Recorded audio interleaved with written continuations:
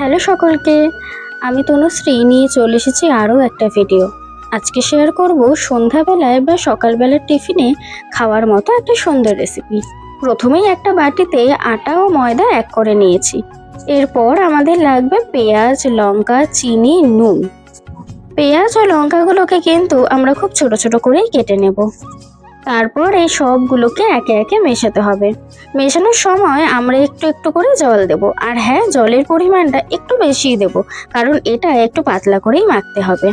তারপর লাগবে দুটো ডিম। তোমরা চাইলে ডিম না দিয়ে অন্য সবজিও এর মধ্যে দিতে পারো। পরের পদ্ধতি ভীষণই সহজ। কড়াই গরম করে তাতে কিছুটা তেল দেওয়ার পরে আস্তে আস্তে যে ব্যাটারটা তৈরি করেছিলাম সেটা আমরা দিয়ে দেব।